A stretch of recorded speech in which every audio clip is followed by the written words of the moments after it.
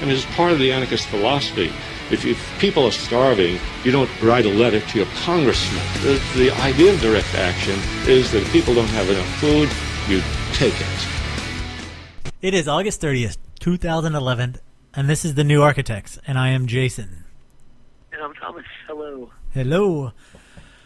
Welcome back to another episode of The New Architects. How did you fare in the hurricane?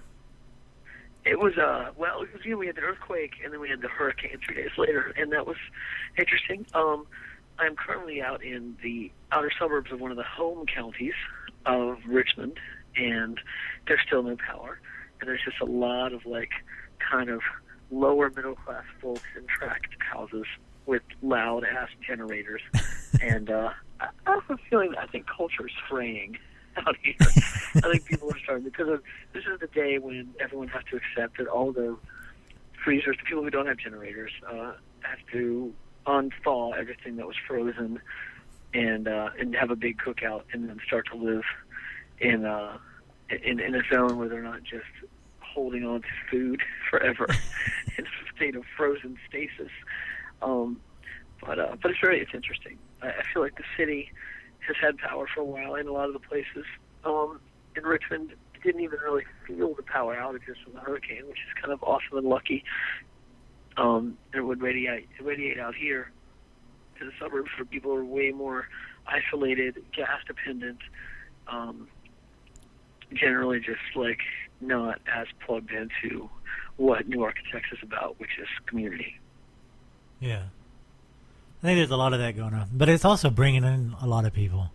Like Miley and I, because we're down south from you, and we were out and about on our daily routine, and we made the comment that there was a lot of people outside. There were a lot of people in their yard just hanging out, talking to the neighbors, and it just totally gave a different vibe to the whole area because we never see any of these people. I mean, we were joking in the same day that there's only 2 people in our whole complex that we see. Everybody else, we don't even know if they really exist. There's a lot of cars around, but they could be just decoys for all we know. It's crazy how, societies, cities, suburbs, the little boxes that we all live in, and the kind of strange admission of intimacies that occur. Like, we all share a building together. We all know that we get up and go somewhere. Yeah. And but then that's it. It's kind of like there's so much like none of my business, get out of my face, I don't trust you, are you a stalker? like people just end up getting really, really plugged into their own worlds, and it's too much trouble to reach out, or I don't know. Those times it's just attributed to personality too. But it's almost like people strive and work and strive so they can build a bigger psychic wall around them with all the different beautiful toys of this modern age. Yeah. And instead of reaching out, it's almost like, it's kind of like we're all kids living in the same house, but we're all building table forts with sheets under the furniture, so we have to pretend that we have our own tiny worlds there. I mean, and there could be a biological component to that, where we have to think in micro and macro metaphors for how we live. Yeah. And there's not but I feel like we've lost a lot of our ability to be cerebral in public spaces and to make mistakes, and then to learn, and then to evolve. And I think now everything is expected to be packaged and perfect. Everyone's scared to death of each other. Yeah, and I think you hit it on the head. On the flip side of it is everybody not only is afraid of everybody wants to fight everybody based on trivial things of politics and religion and whatever belief that you have. And I thought it was funny because I'm not going to mention the name of the company and stuff, but I had an interview yesterday on the phone, and during the interview they asked me about zombie popcorn, of course, and I told them, it was kind of a mixed bag of everything, of politics, pop culture and society. And Right. I said there's two shows that there's three shows that we're doing. One, The Talking Dead, which is just 3D movies, entertainment, just something to help pass the day, which is really fun. It's just, it's the release from the world. And then we have the two semi-serious shows, this one and this non-religious life that we do. And I told her, I said, the reason why I want to do these shows is because there's two things in the world that we are taught from day one that we should never talk about in public, and that's religion and politics. And I said, those two things, I think, if we could talk about them in public, would relieve so much problems in our world, because we can talk things out. We can listen and we can understand why they believe in this politics and why they believe in this religion, instead of it being behind closed doors and not appropriate to talk about in public. And that's what we do with the radio shows. Yeah, I mean, if your candor and passion did not win you that job, then those people don't deserve you. So we won't talk about that. That's my unbiased thoughts about that. But it's a time when unemployment is an art form in itself, experienced by millions. But really, like, our ability to critically reason and to not, we've been belittled. Like, our egos have been so incredibly and I think manipulated and damaged by our culture at large, that people start off from a place of such shrill orthodoxy with the way that we talk about whatever it is we think. It's not even what we think, but it's what we think we are. It's identity, these badges, these costumes, these sports jerseys of what kind of political being am I? What kind of adult subculture do I belong to? And it's the same thing, like they were speaking about the Tea Party and the way that it's kind of like, can we make this both really commercial and really juvenile, and then make people feel like so much is at stake that they don't even have to have their own opinion, but they can make this their identity instead. I think we're all in the process of being overwritten by these kind of like mega political, psychic, corporate entities. Yeah. And no, I mean, they're not things that are on paper and have like a board of directors, or pay taxes, or believe in the fiscal year. But it's economics all the same, because it's where people spend their money on who they think they are, like what their identity tells them to do. And these identities, if you can package it, if you can market it, if you can sell it back to us, then it's preying on us, preying on that emptiness. I guess like the psychological aspects of mass conformity and culture and all of the violence that we do to ourselves and each other in the name of gods, in the name of politics, and in the name of whatever histories we feel are the truest. Yeah. This book, Jason, Deer Hunting with Jesus by Joe Badgent, is rocking the summer. It's pretty amazing. I think Joe Badgent passed away recently, unfortunately. He's written other books as well, but Deer Hunting with Jesus is the best, kind of wittiest and tragic, but also kind of hopeful critique of white working class America I've ever read. And it's a gentleman, a journalist, author, jack of all trades, who left Winchester, Virginia, which is only like 2 hours north and west of here in the same state. In the 60s, he left to become a bohemian, become a journalist, become a street-level intellectual at the times, moved out west to different coastal metropolises and wrote and kind of had this expansive and creative life. And then he came back, like a lot of us do, to his hometown, which is Winchester, and found his little high school sweetheart, his brother, who's now a fundamentalist preacher, all of the people from the high school football team, or the kids he used to get high with in the woods, or the artists, or anybody that should have had a diverse and glittering life, all working at the Newell Rubbermaid plant, watching their jobs get outsourced, watching them move the plant after making all kinds of bold and patriotic proclamations about believing in America and the American workforce. And all these folks, all of his peers in his hometown, facing no pension, nothing for their retirement, no more health care, nothing to show for their decades and decades of hard work, are voting. They are weaponized and proud, happy, right-wing Americans voting against their interests, voting for the very policies that are destroying their individual futures and any kind of empowered working-class culture. And it's insane, of course, and we're seeing it in so many communities and so many cities all around. But the book describes this beautiful intersection of how the white Anglo-Saxon Protestant working class came to be its own super worst enemy.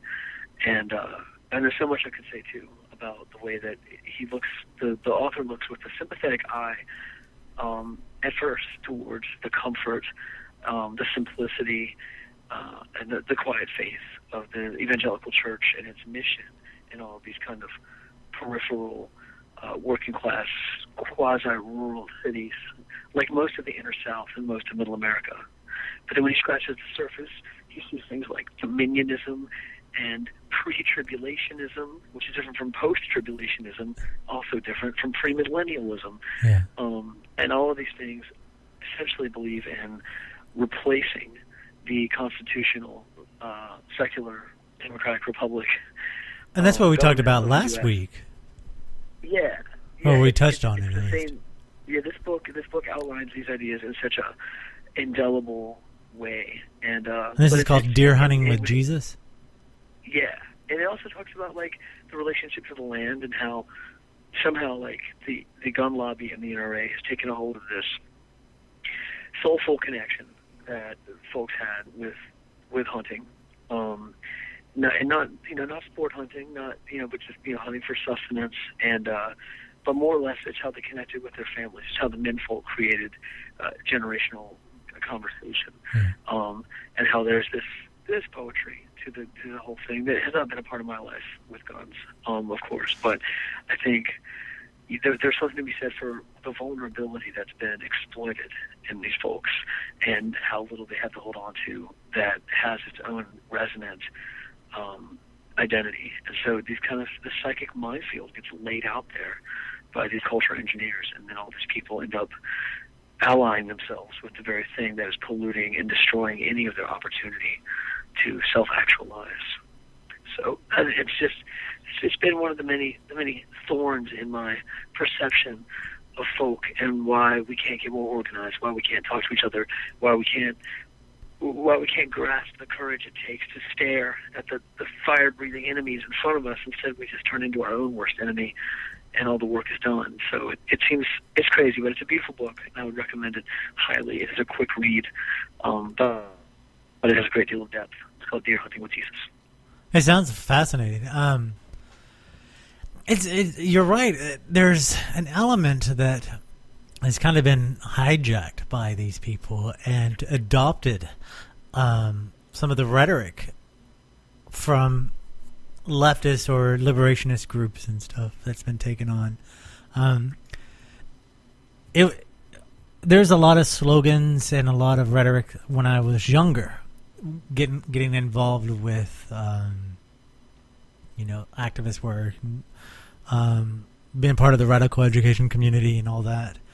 That right. really resonated with me, and it really blows my mind now when I turn on Fox News or similar programs, and I hear the same word-for-word slogans and catchphrases, but they're using it for the corporations. They're using it. It's almost like identical of way Christianity overtook, in Scotland and areas where there was quote-unquote paganistic religions.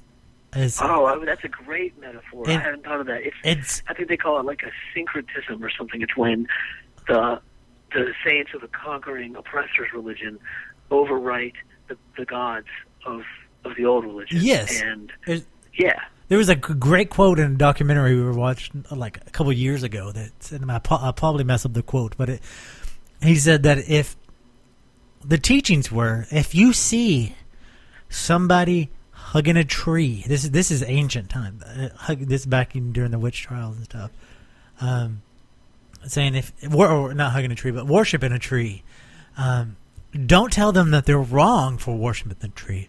but inject your God into that tree. So you're worshiping this, but we're worshiping the same God. So why don't you just join forces with us? And that's exactly what, not exactly, it's very, very similar to what's going on today with the hijacking of liberationist thought and leftist thought. Right, and just to add, like, I think the whole point of those earth religions, and that were extremely well detailed. They weren't just like, it wasn't just like the cartoonish, like, oh, Zeus took the form of a bull so he could have sex with yet another human he thought was attractive. You know, like, those are the stories from, like, classical mythology that get pounded into our skull, and we don't feel that there's a lot of moral content to the old religions because of things like that. We feel like, oh, man, well, at least we had, what was this? At least we had some kind of Abrahamic truths, but it really has very little to do with those. Like, those were kind of like the watered down, like, primetime TV show versions of those myths, and there was so much more transformation and metaphor. Yeah. But as far as the earth religions, where there was a direct, what we would call deep ecology meditation, the point was that the God was not shaped in the image of man.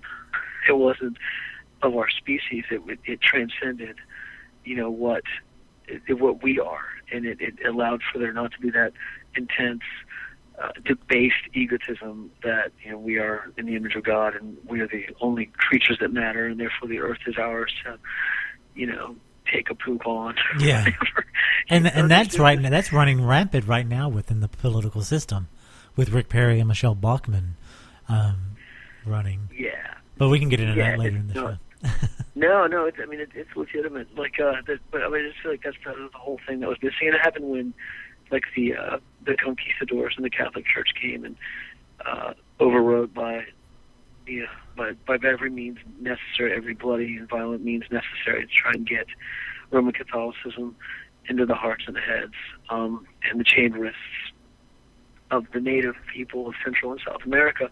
They just decided to blend it with the saints, but sometimes it was a rebellion from the native folks and the stolen Africans and the other enslaved peoples of the civilizations of the New World that were happening in the slave quarters, where they would have the West African gods and the Indian gods, the Arawak, the Carib, the Maya, and that's kind of how things like Creole and Voodoo appeared, because it's like three religions in one, so that the enslaved people of color could worship their ancient gods in secret while pretending to worship the gods that they were supposed to worship from the Europeans, and everyone was getting spiritually what they wanted out of it, but nobody was betraying the roots of their faith at the same time. And so that's another interesting sidebar, I think, about all of that. But yeah, for sure, now it's like there's a struggle for people to just have belief, like, in the progress of life, in the ever-evolving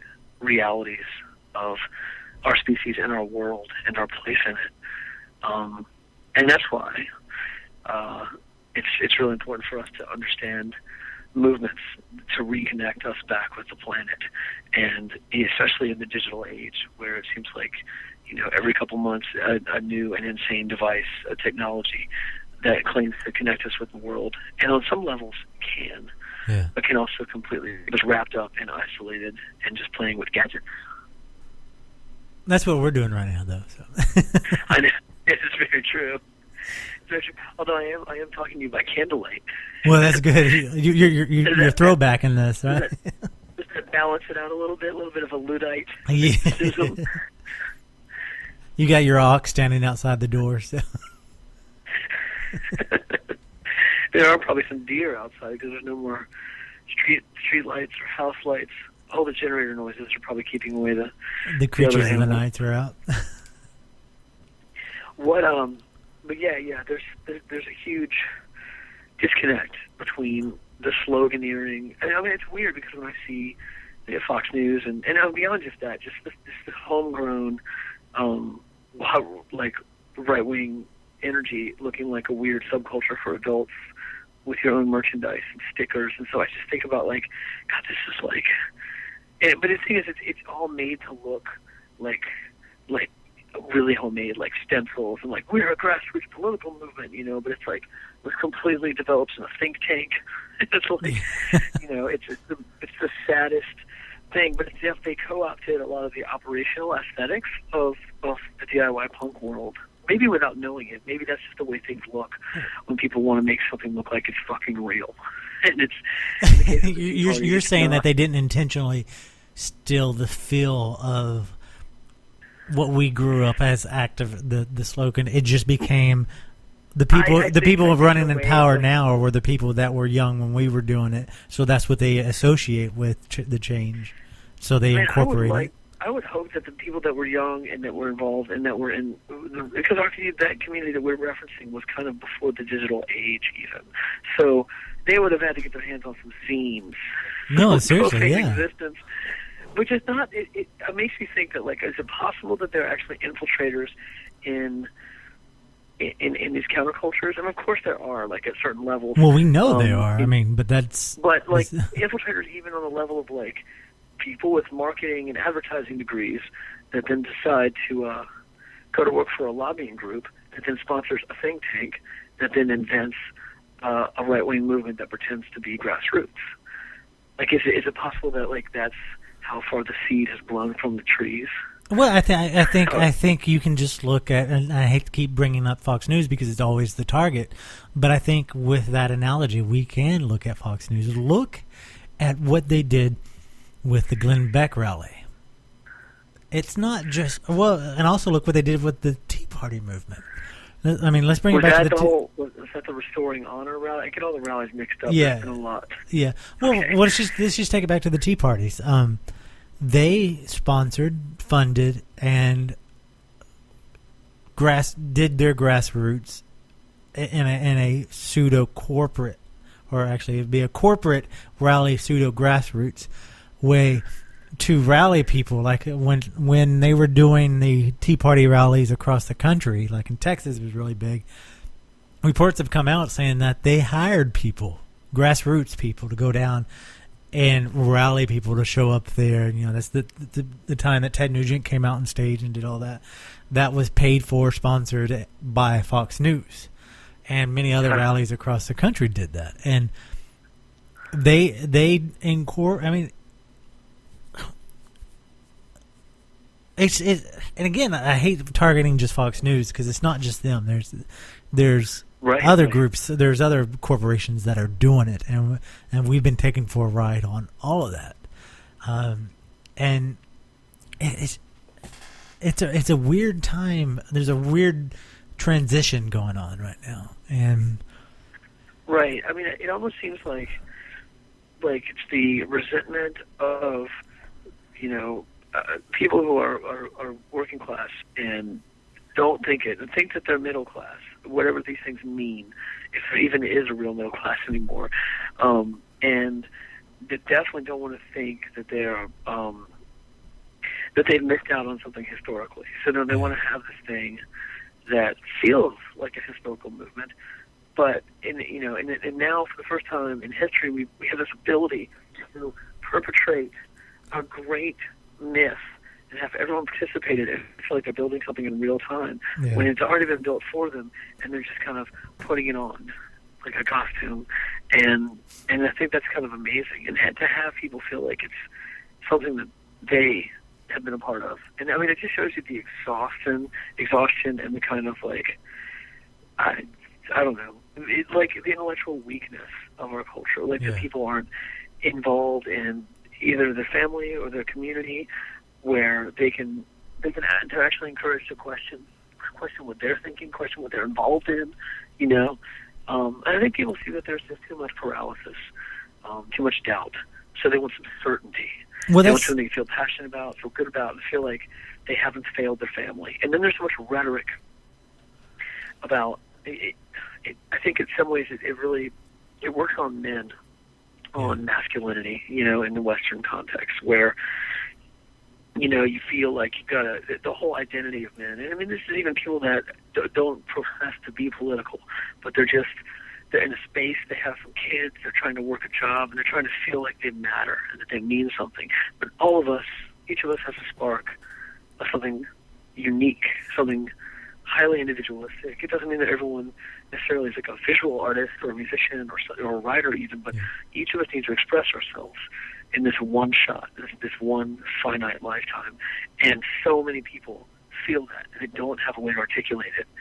So it just turns into this ultra pride, this patriotism that has no detail, no sense of history, no sense of context, and this identity as men, where you feel the best way to deal with your fear of failure is to be paranoid, is to start thinking there's enemies all around you, pulling you down, keeping you from achieving your best, keeping you from providing, and then we just kind of like have this like wild frontiers feeling of like, you know, everyone puts tents in their backyard and oil their guns and make sure that the UN isn't going to take your guns or whatever institution they're railing about that couldn't give a shit, you know, and it's just so stifled with bureaucracy and corruption and trying to make sure that more wealthy elites get paid more every year and everyone else suffers, that they're not trying to peek into the doors of every, you know, angry,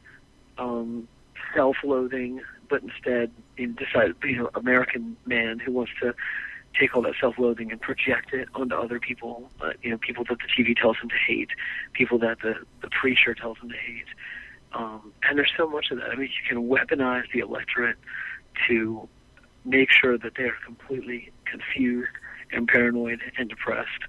I mean, that's what we've got. We've got people's consciousness on lockdown in a way that is viral at this point, and that's what's really scary. And there's not, and I mean, and you've got to feel for the folks that are like, they have not had a chance to breathe, to know who they are, to know why they even, you know, what does having a family mean? What is all this crazy, pumped up alpha male rhetoric about providing and about justice and about America? I mean, that's restoring honor. Kind of says it all in two words. Like, it meant nothing. It was so filled with rage and weird bitterness about something that if they really meant just Obama's presidency, that was only like, I don't know, like 14 months into his presidency. Like, he hadn't had enough time to really dishonor anybody. Like, you know, like there wasn't a lot of time for honor to be lost that it had to be so passionately restored.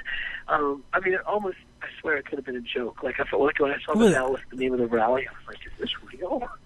This is like, they're doing all the work making fun of themselves before anyone else has a chance to. Yeah, but I mean, it was a joke, but not to us and not for the people, as in terms of the citizens, but it was a joke for the corporations. It was jokes for the people who were like, we will give these people some hope that they're making change, but dilute it with confusion and misinformation that they will become so apathetic with what they should do, they don't do anything.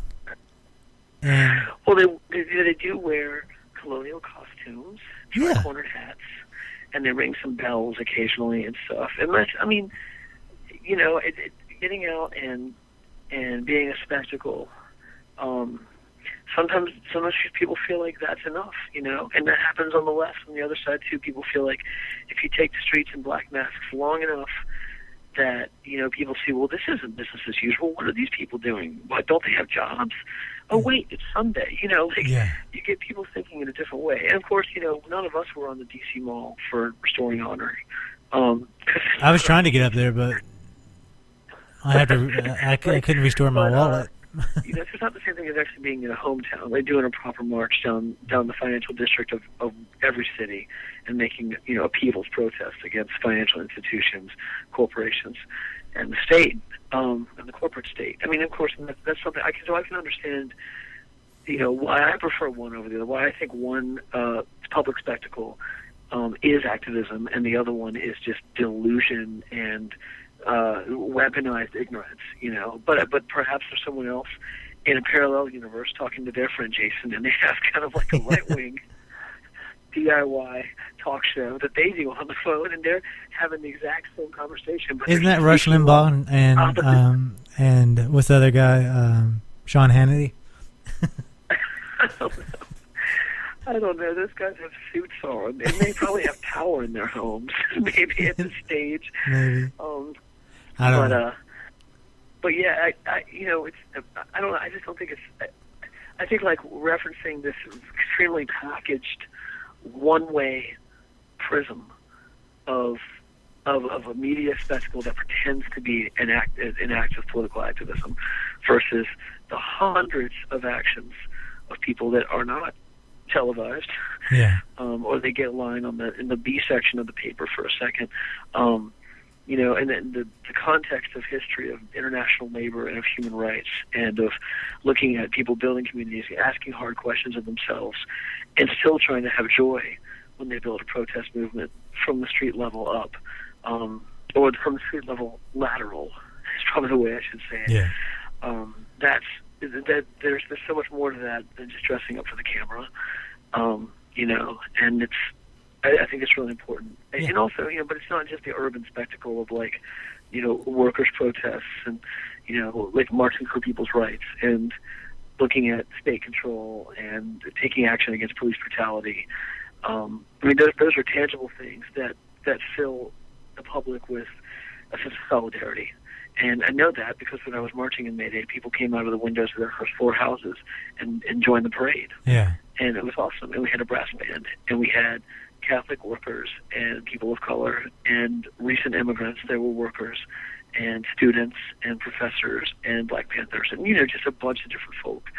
And I think that that's also different than what you see at things like Restoring Honor and even the local Tea Party conventions, where it is, wow, it's like the most specific cohort of people ever. Like they embody a statistic somewhere between 25 and 65 Caucasians, and they all probably look at themselves as being a middle class, like players in the American financial system, but really they have been manipulated and put in stasis, and their jobs are put on hold, and they're just so afraid to confront their true selves about it, and to tell their bosses to fuck off, because then they feel alone, and I think it's the less fault for not being able to reach out properly, honestly. Well, deep down inside, they know they're one paycheck away from being lower class and being poverty-stricken and, all the things that they think are bad. Right, and then to think of those people's faults. Like, there's just still that classic conservative ideal of, like, if you can't pick yourself up by your bootstraps, then, it's your own damn fault. Like, it's interesting, like, just back to deer hunting with Jesus for a second, like, the author doesn't give himself any credit for being any more anything than the people in his hometown, than his brother who's casts out demons and, believes in a complete Christian rewriting of the U.S. government. And, he loves his brother, and he loves his family, and he loves the people in the Rubbermaid plant, and he knows that could have been him. And there's, he had a spontaneous moment of good luck, or he took a trip and never came back for many decades. But that's not, it doesn't, he never contextualized it to mean he was a better or more evolved person. He just had good luck, and he had a window on the world. Yeah. That was just a little bigger, And so I think that's the thing. Like, I think these people that are involved in the Tea Party movement and are just being so played by it, and we'll never know that. We'll never be able to admit that, because who could? Like, after you invest so much time and cultivate your anger in such an unproductive way, you realize you're not really bringing anything to the table of the community. Yeah. And you're just locking away your true self and your courage. So, but yeah, I think it's a tangled psychological puzzle, and it's kind of interesting to study, but it's also damn scary when it's real life. Yeah. Well, let me throw another tangle into this. We'll come back to the right later on in the show. When I say the right, I mean the right side of politics, not the correct side of politics. Right. And I want to bring it back to the focus onto the left via an email that we received from a listener. Let me read his email real quick, and then we'll jump into it. It says, I love the New Architects and the whole Zombie Popcorn Network in general, and I think you guys are doing an awesome job. Yay, thank you. And it says, I just wanted to see what yours and Tom's opinions are on Deep Green Resistance. Strategy to Save the Planet by, is this book. It's a book that came up on the site, One Big Torrent link. and I'm not sure if you've had a chance to read it, but if you have, I would love to see what you guys think of it. Anyways, love what you guys are doing. Keep it up. Cheers, Will. Well, thank you for your kind words, Will. That's awesome. Thanks, Will. Awesome. Straight off the bat, I am reading the book now. I was not aware of the book until Will brought it to our attention. So I've acquired the book now, and I'm reading. I'm only a couple chapters into it because of the hurricane and everything else. It kind of broke up my schedule. So we won't go into great detail about the book until later, but I want to talk about... I will say that I do want to say that the author, one of the authors, Derek Jensen, I've read two of his previous books, The Culture of Make-Believe and A Language Older Than Words, and man, his writing style is a pleasure.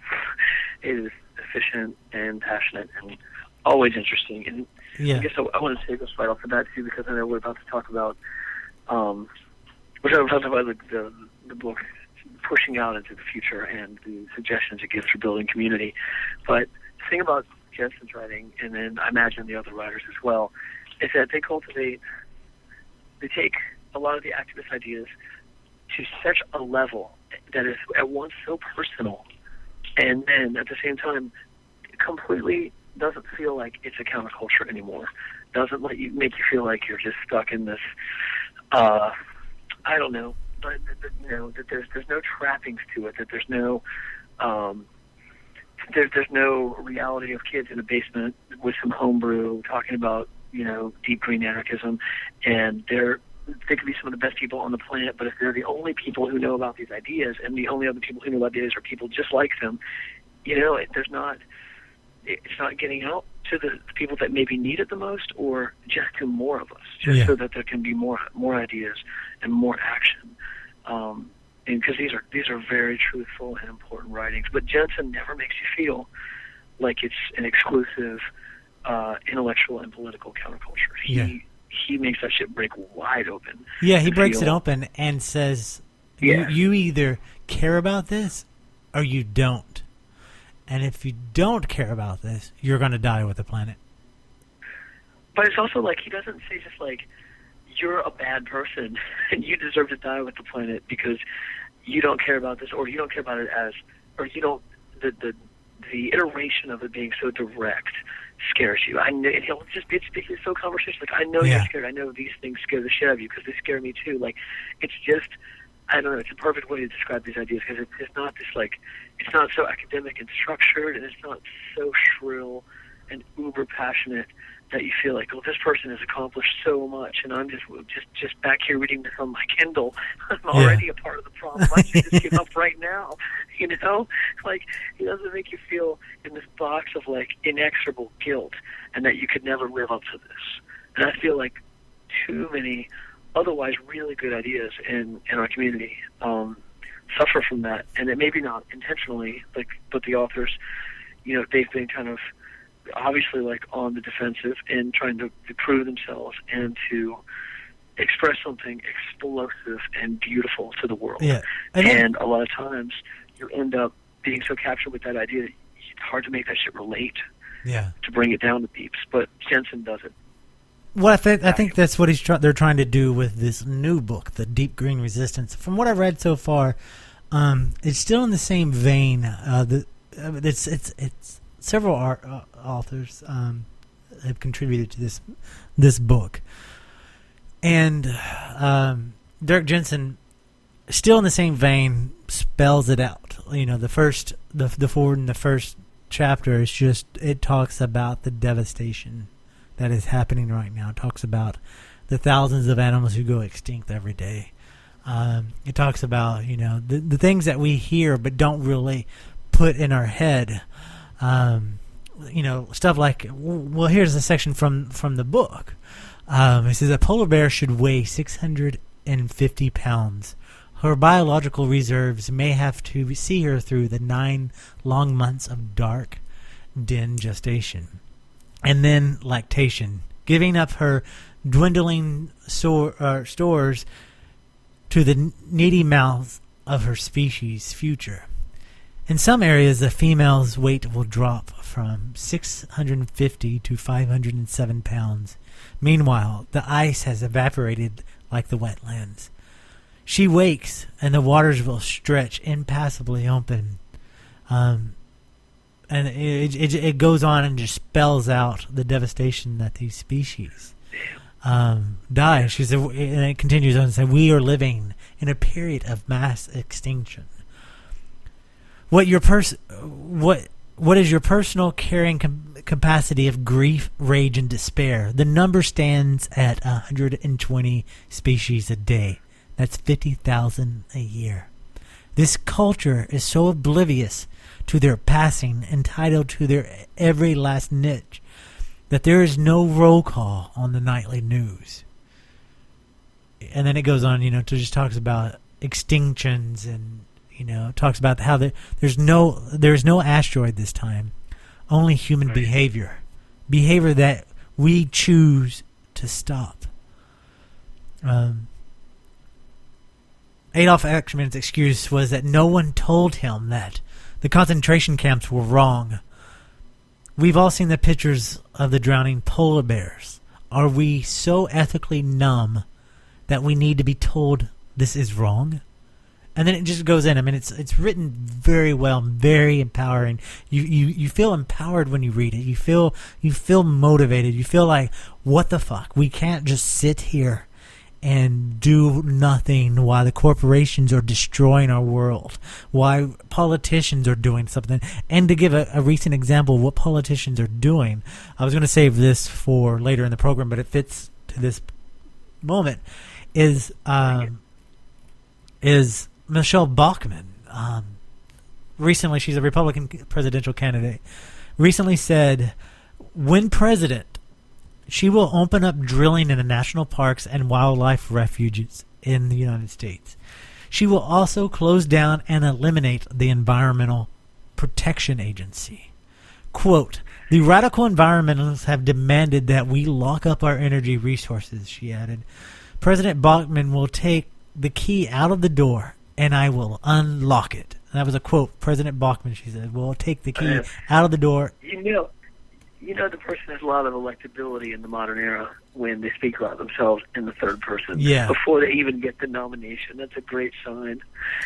But it's not just this is not an isolated account. This is bigger, and I think that's why Deep Green Resistance is an important book. And I only say this without knowing the full story of their full thought process. So it's very, very.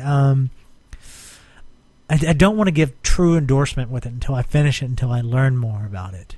Yeah, I can talk about my experiences reading Jensen have been awesome, and the thing where you almost want to take the book to a place, like a natural place, like by a river, and dig in and have a day with the book. And I think that's the way people used to read books.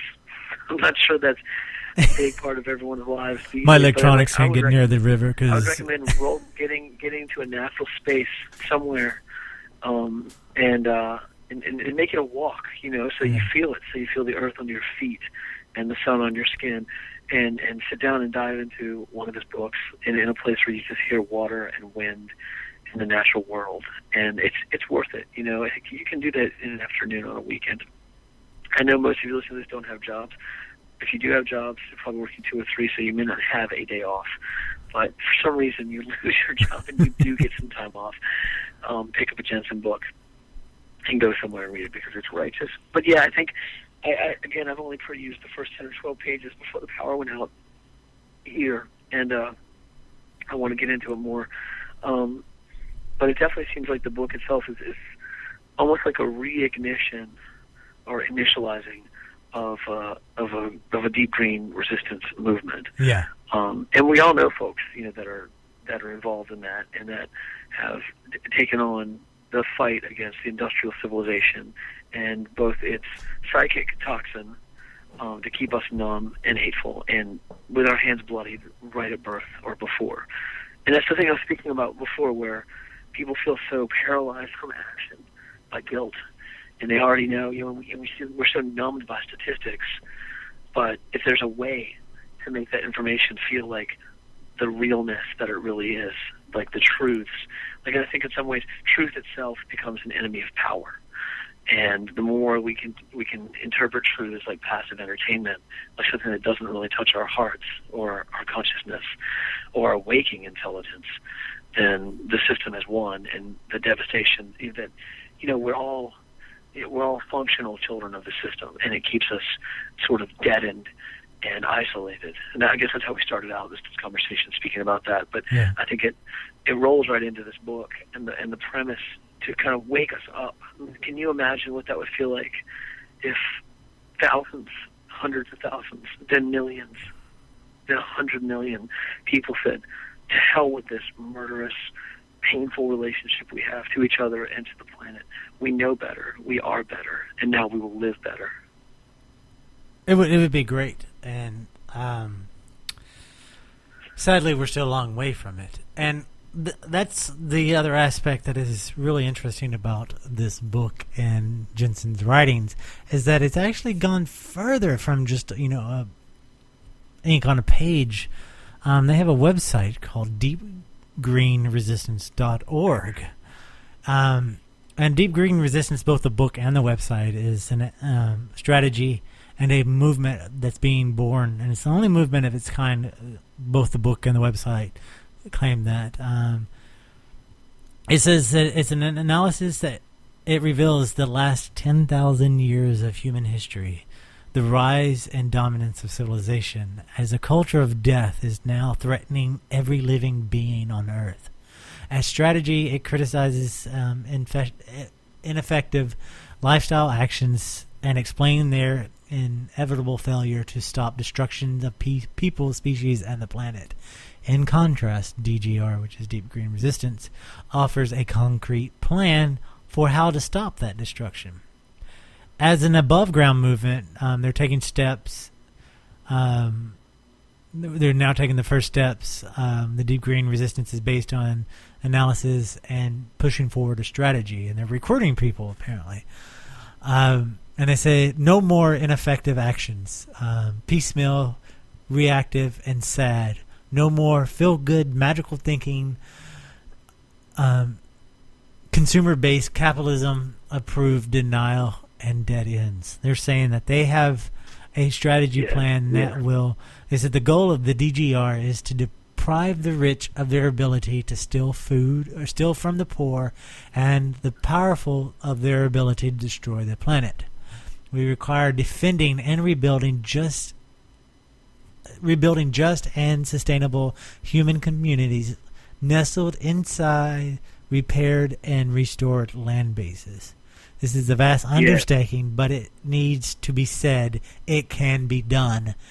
Industrial civilization can be stopped.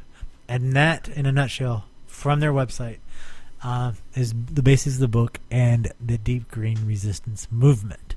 There's more to it. There's more diverse thinkings and people involved with this. Like one of the writers that we talked about earlier before the show is a contributor to this book, the website, and many other Jensen projects. And there's a book that you brought up that you're researching earlier today that you're having. You called it it's like a car crash. You want to talk about that? No, I think that's probably a little too harsh. I don't know. Like, I still haven't really cracked into it as far as I could. I've heard it quoted before. I'll say this though. Well, I think it's Liera Keith. Is that her name?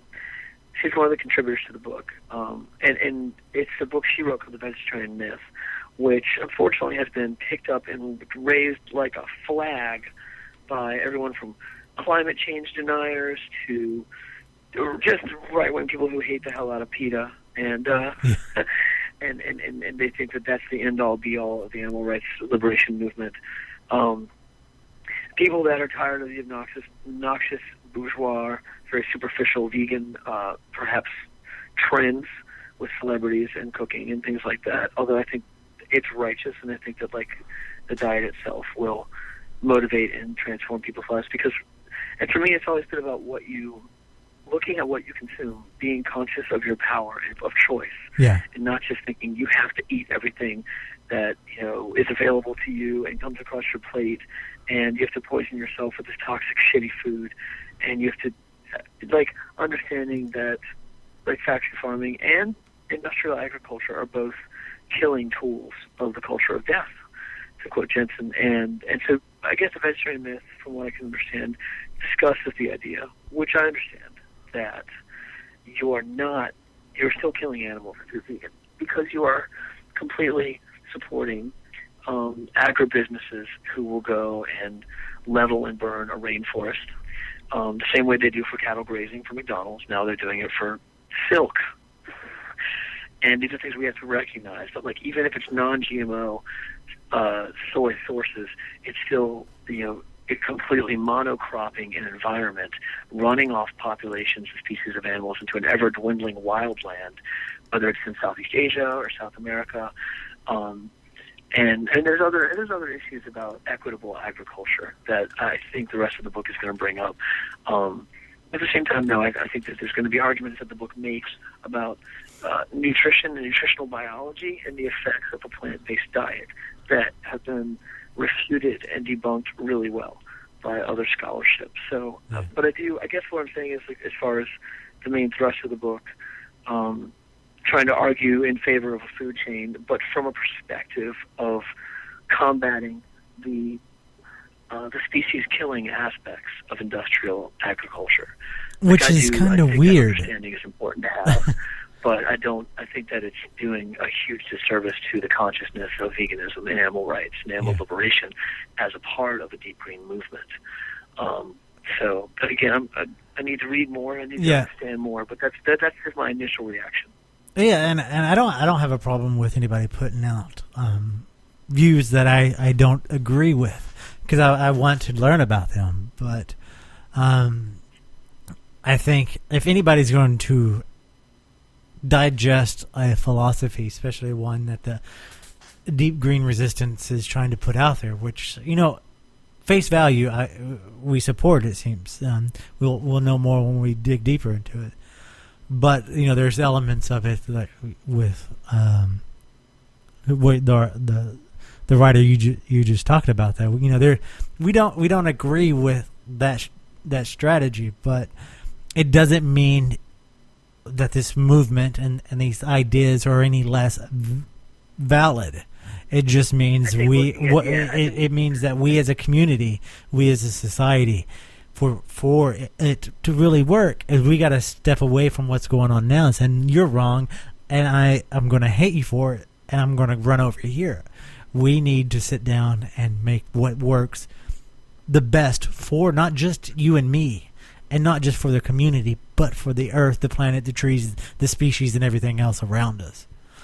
And I think it's important. I was speaking earlier about how the hollowing out of identity makes people vulnerable for mass movements, and especially this commercial branding of fake political subcultures. Yeah. And going from the opposite level, these ideas are filled with such richness and such truth, but coming from where we come from as architects and everyone else who might be sympathetic listening to us tonight, we have to all find out how we can be a part of these ideas. We manifest our true selves, our natures, our identities into this and add to it. Yeah. It's not like we let ourselves be overwritten by it and then we just parrot quotes, or we synthesize material the same way that the book told us to, or whatever.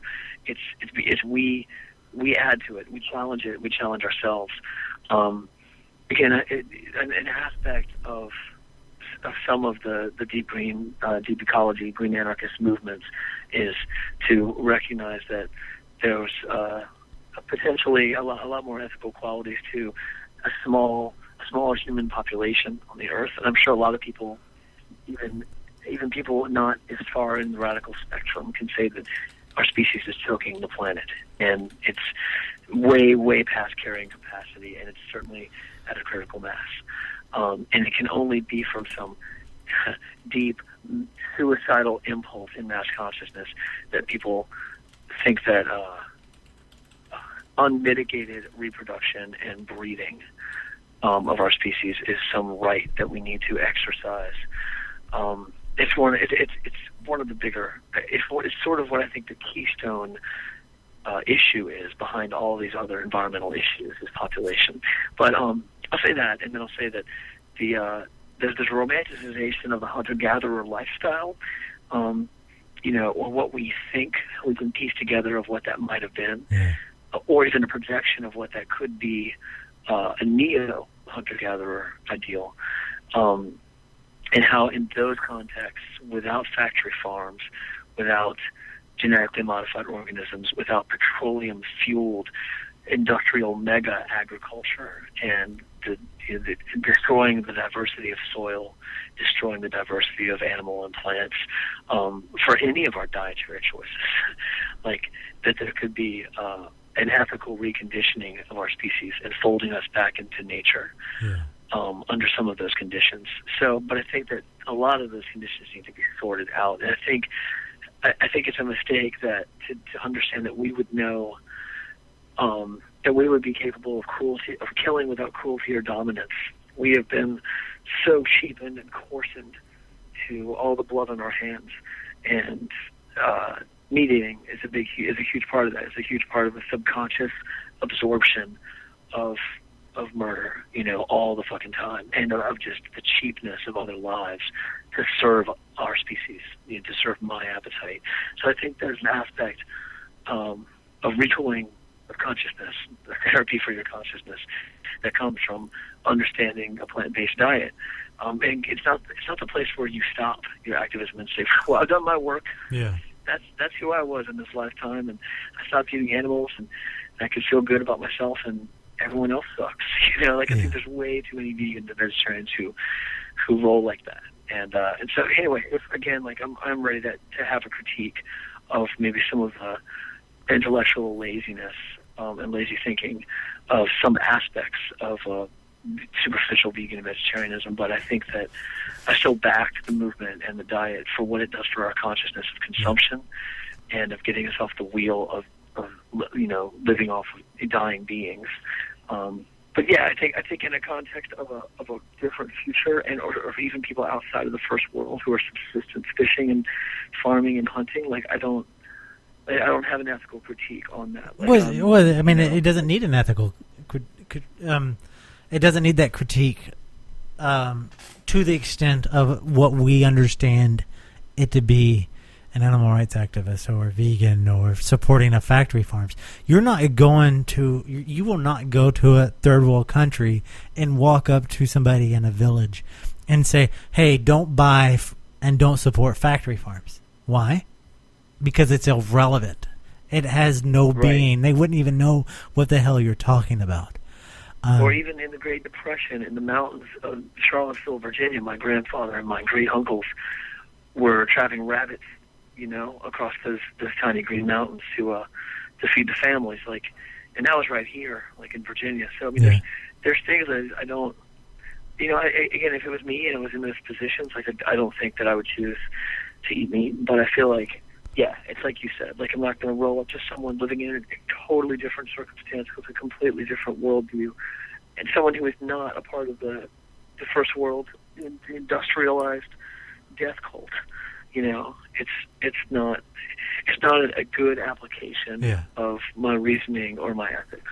I mean, my ethics and my view of the world is based on the world around me.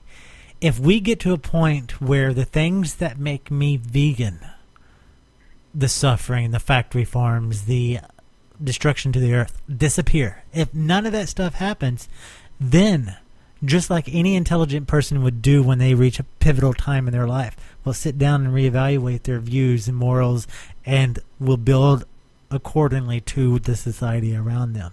I got to where I am by being vegan and being an activist because of the world around me, because of the things that are wrong in this world. If all the things are made right, then ask me, how do I feel about the world? But right now, this is what we see. This is what we do. And this is what we know. This is how we do it. Yeah. Yeah, I know that, for real. Yeah, so I think deep green resistance is going to be, I feel like it's important. I guess that's what I'm saying. I know the players, I know the capabilities and the potentials, and those first 10 pages rocked me. Yeah. And even the questions and the challenges and the things I may not agree with and the things you and I may not agree with are still, I think that's just going to be important. I think that book's going to drop like a bomb. And I will have to give another shout out to a book that recently just dropped this week. Is the inaugural publication tour of the newest tome from Crimethinc, and it's called Work. Yes, we were talking about that the other night. Yeah, and I was about to get that they're actually touring to Radical Libraries. I went to the Flying Brick, but the traffic lights had broken down, like the Great Citizen Fish song, and there was no way to get down to the Flying Brick because of the hurricane. So I hope that Crimethinc made it there. I think they did. But they're on tour around America for that book, and of course I don't have a copy of it yet. But I would already say it's probably worth everyone's time. I know they sweated bullets at all the small details and spent a lot of time in workplaces, assaulting, interviewing, and figuring out like what people's real experiences were with work and what a workers' revolution in 2011 could feel like and look like, and what tools are at our disposal and what tools would just make us tools. So I can even say that I'm probably sure it's going to be the Crimethinc book when I read it that I will like the most. Yeah, I like what they've done. They've taken the 1911 IWW pyramid of capitalism. They've given a modern spin to it, and you can get that from their website. You can check it out. You can actually download the PDF of it for free, and it's actually really amazing. Maybe I'll put a link to it in the show notes so people can actually check it out and see it. Pump it up. People got to feel it. I think it's just exciting that there's ideas and these books coming out now, and it's like because there's something about cracking open these books, and really there's so many of good books and good things to read. But I think that experience of just reading itself, it hasn't. I don't know. People haven't given it, except for maybe Oprah, hasn't given it a lot of credit in society in a while, and you know, since I'm in this temporary situation, reading by candlelight because of the hurricane, I've really, even in my own little tiny life, been really excited about reading again. And so and I actually read a lot when I'm in like airports or traveling. You're in like just strange spaces, and reading a book kind of makes you feel like you have a little home, even in these places that are odd and strange, and no one has a home. Yeah. It's pretty awesome. But we're not going to be able to get to all of our topics. We'll carry it on until next week because we're running out of time. I just wanted to give a quick closing. There can be another one. But we've talked about a lot of things on this show. We talked about misconceptions and hijacking of movements and stuff. And there's one thing that from this episode that you should learn of all the things that we talked about. There's one thing I think people should learn from this. And I'm gonna make this lesson from a quote from Alice Walker because I think she says it best. Here's a quote. This is when the axe was brought into the forest, the tree said, "The handle is one of us." And I think that holds true to what we've talked about tonight. We got to be careful about what's out there, and we have to know our beliefs. We have to know ourselves. We have to understand. It's like what you said earlier. You know, don't just read the book and adapt their policies. Don't just become what they tell you to teach. You know what they tell you. Read it, ingest it, and find out what works for you. And take that into the community. Take that with your story into the community, with your personality, with your views, with your execution, and together, that way, we can all come together with a full-rounded. Just because you meet somebody who has your same rhetoric and has the same philosophy of the world may not necessarily be one of you. I mean, that's what they've done with the Tea Party. That's what they've done with trying to restore America and trying to bring back Christianity. There's so much stuff going on right now in the world that we do have to be careful and know our surroundings. And more importantly, we have to know ourselves and what we truly believe in. Yeah, it's important. And and all the same, it's okay to say, man, I don't know enough about this. Or maybe the way I feel about this isn't completely me.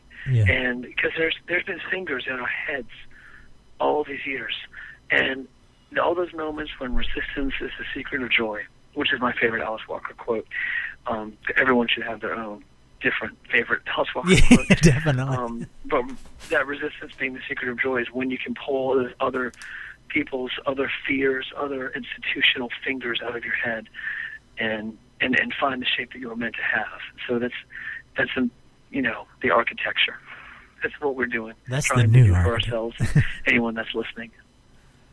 Excellent. Well, I think we've covered a lot. And until next week, I want to thank you for listening. Thank you, Thomas, for bearing the candlelight non-electricity. No problem. Thank you, Jason. Thanks, Will, for writing in. Yes, thank you, Will. And thanks to all of these authors and writers and activists and thinkers and maniacs for inspiring our conversation. And we hope we could be of service, or at least help a couple idle hours pass, because this probably was more than an hour, right? No, we actually are 5 minutes after. So we're Brilliant. good. Yep. See you next week. Let's take it out with the Citizen Fish song. How about Traffic Lights? Here it is. Citizen Fish, Traffic Lights. Have a good night. Yay.